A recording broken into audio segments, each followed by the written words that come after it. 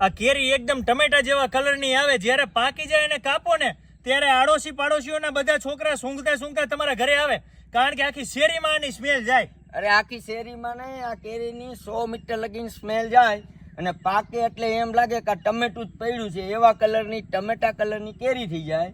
અને આનું મીઠાશ છે ને એ 24 TSS છે, એટલે બધી કેરી કરતાં જાજામાં જાજી સાકર કરતાં પણ ગીરી થાય અને એકદમ સ્મેલ આવે. તમારી ઘરે એક કેરી પડી હોય ને તો આજુબાજુના બધાની ઘરે સ્મેલ આવે. તો મારા વાલીડાઓ, તમારે આનો રોપ જોતો હોય ને ભારતભરમાં કોઈ પણ જગ્યાએથી તમે અહીંયા રોપ લેવા માટે આવી શકો છો. રાજકોટની બાજુમાં વીરવાવ ગામ છે, નંદુબાગ કરીને એક ફાર્મ છે, અહીંયા તમને આનાથી પણ વધારે 80 થી વધારે વેરાયટી અલગ અલગ અહીંયા કેરીની તમને મળી રહે છે. એટલે હું તો કહું છું કે આવી ટમેટા જેવી કેરી ખાવા માટે પહોંચી જવાનું નંદુબાગમાં. તમારા ટેરેસ ઉપર, કોઈ ગાર્ડનમાં, ઘરની બાજુના આંગણામાં, ફળિયામાં, ખેતરમાં, કોઈ પણ જગ્યાએ કેરી વાવી અને તમે મીઠી મધ જેવી, સાકર જેવી કેરી ઘરે બેઠા ખાઈ શકો છો.